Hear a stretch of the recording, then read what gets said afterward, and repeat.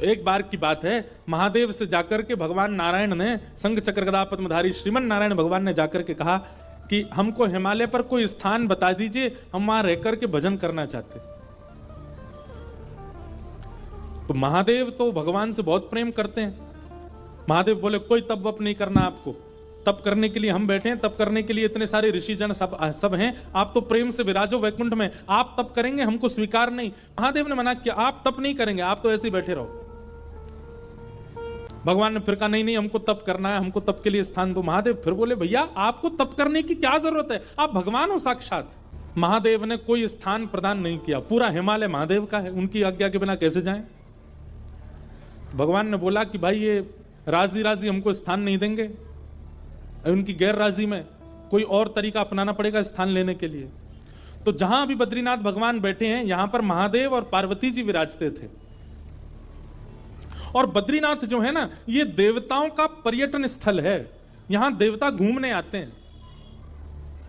वो बात बाद में ऐसी व्यवस्थित हो गई, 6 महीना मानव वहां घूमने जाते हैं, फिर 6 महीने के लिए अभी जब बंद हो जाते हैं तो देवता वहां निवास करते हैं। तो देवता वहां घूमने के लिए आते हैं। तो वहीं आपने देखा होगा कि बद्रीनाथ भगवान मंदिर के ठीक नीचे तप्त कुंड है, जहां माइनस टेम्परेचर में भी इतना गर्म जल अपने आप पहाड़ों से आता है कि उसमें लोग स्नान करते हैं तप्त कुंड में। तो महादेव और श्री पार्वती जी नित्य तप्त कुंड में स्नान करने के लिए जाया करते थे ब्रह्म मुहूर्त में। एक दिन महादेव और पार्वती जी दोनों गए तप्त कुंड में स्नान करने, तभी देखा कि नन्हा सा बालक तप्त कुंड के बगल में सोया है। पार्वती जी देख करके घबरा गई। जैसे ही बालक को उठाने गई, महादेव बोले रुक जाओ, ये कोई मायावी बालक लगता है, इतने विशाल पर्वतों के बीच में तप्त कुंड के पास ये नन्हा सा बालक यहां कैसे आ गया? ये कहीं किसी राक्षस की चाल तो नहीं, कोई मायावी क्रिया तो नहीं हो रही है, इसको गोद में मत लेना। परंतु पार्वती जो इतनी करुणा है, इतनी दया है उनके चित्त में, वो बोली आप तो ऐसे ही सोचते रहते हो, अरे नन्हा सा बालक, इतना ठंड पड़ रही है, रो रहा है और आप कह रहे हैं गोद में नहीं उठाऊं।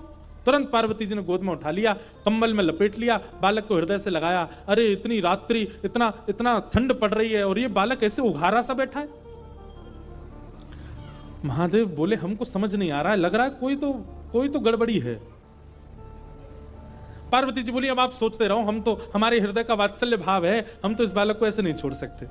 और पार्वती जी गई और उस बालक को ले जा करके उस स्थान पर बिठा दिया जहां महादेव और पार्वती बैठते हैं। महादेव बोले जल्दी करो, स्नान का समय हो गया है, ब्रह्म मुहूर्त का काल है, हमको और भी नित्य कर्म करने, जल्दी चलो स्नान करके अपना निवृत्त हो। पार्वती जी बोली ये बालक अकेले छोड़ के जाएंगे, रोएगा, इसको खेलने के लिए कुछ खिलौना देना। पर यहां बद्रीनाथ में कहां खिलौने आए? तभी वहां बेर का वृक्ष है, बेर को ही संस्कृत में बदरी कहते हैं, बदरी फल। वो बेर के वृक्ष से कुछ बदरी फल तोड़ करके उस बालक के पास रख दिए और उनको गेंद समझ करके वो बालक खेलने लगा। पार्वती जी बोली अब ये बालक जब तक इन गेंद से खेल रहा, हम स्नान कर आते हैं। जैसे ही महादेव पार्वती जी के साथ गए, तप्त कुंड में स्नान आदि किया, अपना नित्य कर्म नियम करके जैसे ही लौट करके आए तो उस स्थान का द्वार, मुख्य द्वार बंद था। खूब प्रयास करने पर भी वो द्वार जब नहीं खुला, महादेव ने क्रोध में भर करके जैसे ही उस द्वार को देखा, द्वार खुल गया। वो बालक तो वहां नहीं था, वही बालक शंख चक्र गदा पद्मधारी श्रीमन नारायण के रूप में तपस्वी की अवस्था में सामने बैठ गए। महादेव ने जाकर के कहा हमने पहले ही कहा था ये कोई मायावी बालक है, ये कोई सामान्य बालक नहीं है। लेकिन महादेव के नेत्रों में आंसू आ गए और प्रणाम करते हुए कहा श्रीमन नारायण आपको क्या आवश्यकता है तप करने की? आप क्यों तप कर रहे हो? इतना हट क्यों कर रहे हैं आप तप के लिए? ऐसा किस चीज की प्राप्ति के लिए, किस भाव की प्राप्ति के लिए आपको तप करना है? तब भगवान नारायण जो बात कहते हैं वो ध्यान से सुनिएगा।